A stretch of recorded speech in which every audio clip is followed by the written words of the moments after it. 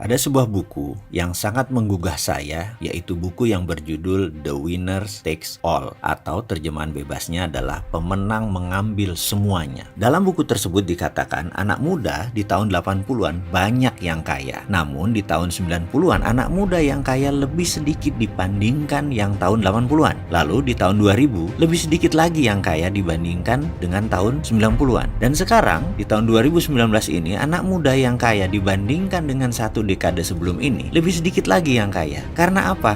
Karena the winner takes all. Yang tua-tua sudah menjadi pemenang dan mengambil semuanya. Maksudnya bagaimana? Ini contoh. Kalau saya mau mentransfer uang dolar ke rekening Anda, sahabat, maka kita berdua datang ke bank, isi formulir, lalu saya berikan uang itu ke teller, lalu secara sistem, teller tadi akan mengetik sebuah informasi dan menotifikasi ke New York. Lalu, oleh bank di New York, di-forward ke sebuah kota kecil di Switzerland namanya Basel. Kalau Basel bilang oke, New York bilang oke, baru uang itu masuk ke rekening Anda, dipotong sedikit komisi. Komisi tadi bank dapat dan pastinya Basel dapat. Basel adalah the winner. Semakin kaya kita berdua, lalu transaksinya menggunakan platformnya mereka, ya Basel semakin kaya. Contoh lagi, siapa dari kita yang menggunakan sosial media untuk berdagang? Misalnya kita berdagang melalui Instagram, melalui Facebook, atau sosial media lainnya. Yang intinya, semakin kita sukses, Instagram semakin kaya. Semakin transaksi kita besar, Facebooknya semakin kaya. Karena itu, mereka berdua dikatakan sebagai the winner takes all. Mereka sebenarnya ngambil lebih banyak karena kita pakai platformnya dia. Hampir di semua lini sudah ada pemenangnya, dan pemenang tersebut sudah mengambil semuanya atau setidaknya mayoritas. Yang jadi pertanyaan mendasar dari itu semua adalah, apakah dengan sistem yang ada saat ini, sistem IMF,